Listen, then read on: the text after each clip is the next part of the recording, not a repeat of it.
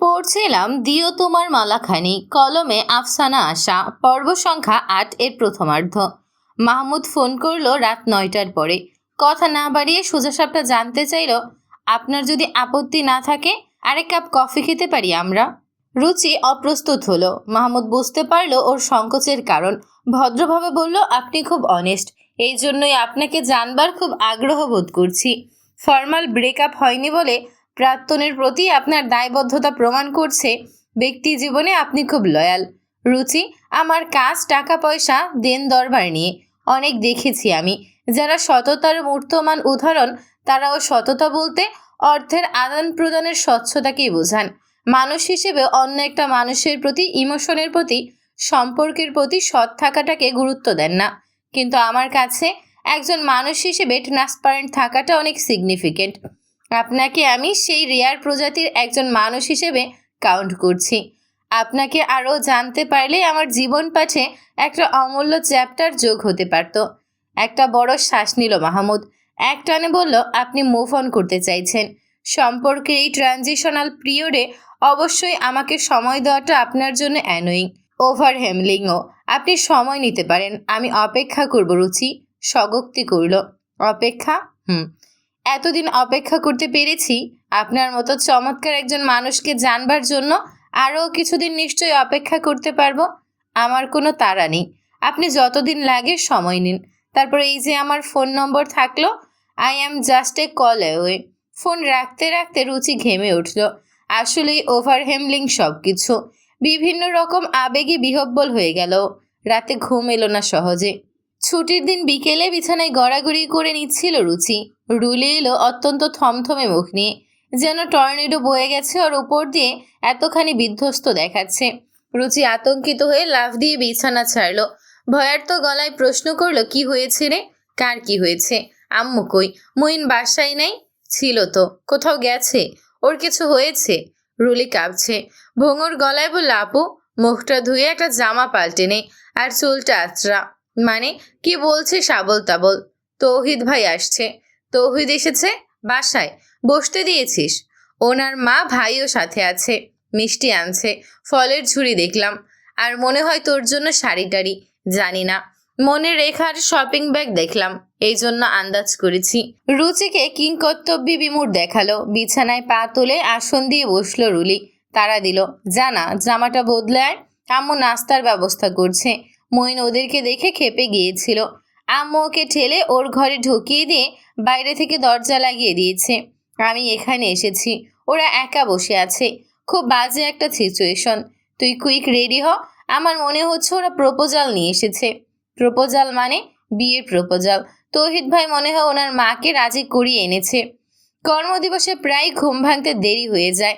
অফিসের জন্য অল্প সময়ে তৈরি হওয়ার অভ্যাস আছে রুচির। ও খুব দ্রুত পরিপাটি হয়ে গেল। বসার ঘরে এসে দেখতে পেল ৩ জন অতিথিকে। তৌহিদের মুখ উজ্জ্বল, উল্টোটা ওর মা। তাহমিনার মুখ গাঢ় অন্ধকার। রুচি সালাম দিল। ভদ্রমহিলা ওর মুখের দিকে না তাকিয়েই সালামের উত্তর করলেন, যেন রুচিকে দেখাটা খুবই অপ্রীতিকর ঘটনা। রুচির হাসি পেল। তৌফিক হাসি মুখে বলল, ভাবি কতদিন পর দেখলাম তোমাকে। ইদানিং তো আমাকে মনেই করো না। মা তো বাসা থেকে গলা ধাক্কা দিয়েছে, আর তুমি মন থেকে। কি যে বলো, আমি দেখি তো, তোমার ফেসবুক পোস্ট দেখি, নীরা খুব সুন্দর কন্টেন্ট করে। আমি ওর রিল দেখি রেগুলার। ও আসতে চেয়েছিল, কিন্তু তোমার শাশুড়ি মাতা তো সেই জিনিস, জানোই তো। মায়ের দিকে তাকিয়ে দুষ্টুমি ভরা চোখে মিছিমিছি কটমট করে তাকালো।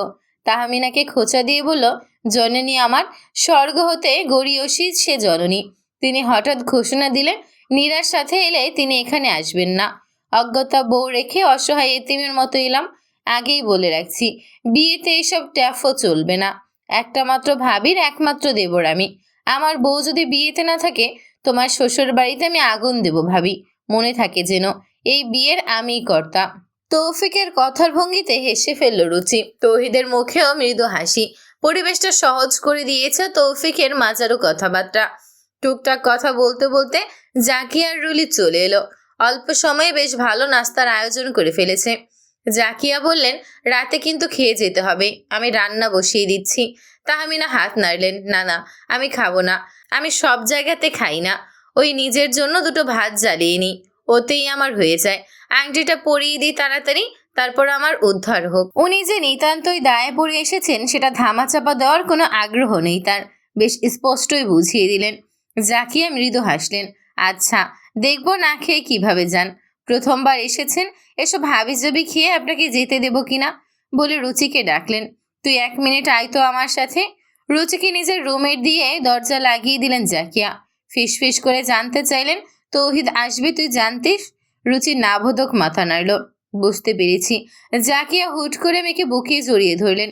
তোর উপর কিছু চাপিয়ে দেব না, মাহমুদেরটাও না, তৌহিদেরটাও না। তুই যা সিদ্ধান্ত নিবি নি। তোর যদি মনে হয় তুই তৌহিদের সাথে ভালো থাকবি, সেটাই ঠিক। যদি মনে হয় না, তাহলে না। তাতে যদি কোনোদিন তোর বিয়ে না হয়, হবে না। সমাজ কি বলবে, লোকে কি বলবে, সেসব একদম ভাববি না। কিছু আসে যায় না তাতে। তোর 2টা হাত আছে, পা আছে। তুই সুস্থ স্বাভাবিক মানুষ। নিজের কর্ম করে নিজের জীবন চালাবার সামর্থ্য তোর আছে। লোকে কি বলবে, তাতে তোর জীবন থেমে থাকবে না। আর এটা মনে রাখ, মা তোর পাশে আছে। তোর বাবা বেঁচে থাকলেও একই কথা বলতো তোকে। একই আশ্বাস আমিও দিলাম। তুই নির্ভর হয়ে সিদ্ধান্ত নে। রুচি বসার ঘরে ফিরে এলে তাহমিনা ব্যাগ থেকে আংটির বক্স বের করতে করতে বললেন, এই নে তৌফিক, আংটিটা দে ওকে, দিয়ে তাড়াতাড়ি শেষ কর। সন্ধ্যা গড়ায়। তার ভঙ্গিমাতে নিতান্তই হেলাফেলা। তৌফিক পরিস্থিতি সহজ করতে বলল, আংটি আমি পরাবো। তাহলে তো বউ আমার, পরে কিন্তু ভাইয়া ক্লেম করতে পারবো না। রুচি হাসি চাপতে গিয়ে বিষম খেলো।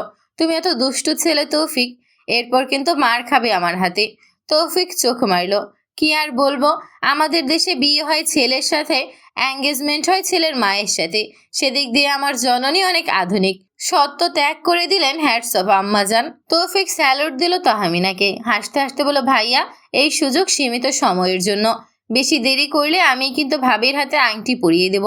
তখন হাই হাই করবা। তাই লজ্জা কাটিয়ে চলে এসো। 1 যুগ ধরে প্রেম করেছো, আবার লজ্জা কাকে বলে?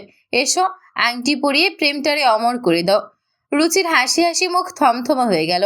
সরি তৌফিক, আংটির কথা কি আলোচনা হচ্ছে আমি ধরতে পারছি না। তৌফিক গভীরভাবে তাকালো রুচির দিকে। বুঝতে পারলো ওর কৌতুক, তামাশা, আন্তরিকতা কোনোটাই কাজে দেয়নি। এই সংকট পাশ কাটাতে দীর্ঘ চেষ্টা করেছে ও, কিন্তু পানি ওর নাগালের বাইরেই রয়ে গেছে। সমস্যাটাকে লঘু করা সম্ভব হয়নি। সময় নিয়ে বলো, ভাবি, ভাইয়া আর তোমার বিয়ের দিন ঠিক করতে এসেছি আমরা। রুচি চটপট জবাব দিল, কিন্তু আমি তো তৌহিদকে বিয়ে করব না। তৌহিদ মাঝখানে কথা বলল, রুচি, মাও এসেছে। এখন কি সমস্যা? এমন করো না প্লিজ। আমি কখন কি বলেছি সেসব ধরে বসে থেকো না। তুমি হার্ট হবে জেনে বুঝে আমি একটাও কথা বলিনি। রুচি বলল, সেসব তুলতে চাই না, কিন্তু বিয়েটা সম্ভব না। রুচি প্লিজ, তুমি এভাবে আকতে মিনতি করো না। আমার খুব খারাপ লাগে, নিজেকে ভিলেন মনে হচ্ছে। আমি আসলে পারবো না তোমার হাত ধরতে। আমি আর পারবো না, আমার জাস্ট হবে না আর। তৌফিক বলল, ভাবি শোনো। রুচি থামালো। সেই কত আগে থেকে আমাকে ভাবি ডাকো তুমি। শুনতে শুনতে অভ্যাস হয়ে গেছে, স্বাভাবিকই লাগে। এখন আপু ডাকতে শুরু করলেই বরং উদ্ভট লাগবে। ভাবিই ডাকো, সমস্যা নেই, একটা ডাকই তো। কিন্তু ডাকের সাথে যে মিষ্টি একটা সম্পর্ক, সেটা আর আমাদের মধ্যে থাকছে না। তুমি আর অনুরোধ করো না, আমার খুব বাজে লাগবে তোমাকে ফিরিয়ে দিতে। তোমার ভাইয়ার সাথে আমার এতদিনের সম্পর্ক এভাবে শেষ করতে আমার কোনো রিগ্রেট নেই। কেন জানো? কারণ আমি কখনো ভালোবাসায় কমতি দেইনি। অনুতাপ ও করবে, ওর ভালোবাসায় টান ধরে গিয়েছিল। কিন্তু ওর জন্য তোমাকে বারবার প্রত্যাখ্যান করতে আমার খুব সংকোচ হচ্ছে তৌফিক। আমার নিজের কাছে অপরাধী লাগছে। আমাকে কষ্ট দিও না, নইলে শেষে তুমিও রিগ্রেট করবে। বলবে রুচি ভাবিটা ভালো ছিল, আমি হুদাই তাকে কাঁদিয়েছি। টলটলে চোখ নিয়ে তৌফিকের মতোই তামাশায় ঢঙে বলল রুচি। তৌহিদকে বেপরোয়া শোনালো, আমারও কোনো রিগ্রেট নেই রুচি। আমি কখনো তোমার সাথে জেনে বুঝে কোনো অন্যায় করিনি। হয়তো কখনো কখনো আমার ভুল হয়েছে, হয়তো অনেক বেশি ভুল হয়েছে। মাকে বোঝাতে পারিনি, এটা আমার ব্যর্থতা। মায়ের কথার অবাধ্য হতে পারি না, আমার লিমিটেশন সেটা। আমি হয়তো খুব দৃঢ় ব্যক্তিত্বের মানুষ না, আমার অনেক সীমাবদ্ধতা। আমাকে মাম্মাস বয় বলে বিদ্রূপ করা যেতে পারে, কিন্তু তাতে করে তোমার প্রতি আমার ভালোবাসাকে প্রশ্নবিদ্ধ করা যায় না। তৌহিদের গলা কাতর হলো। তীরে এসে টরি ডুবিয়ে দিও না রুচি। মা আর তুমি, এই টানাটানিতে আমি যে জবাই হয়ে যাচ্ছি। তোমরা কেউ কি সেটা বুঝতে পারো না?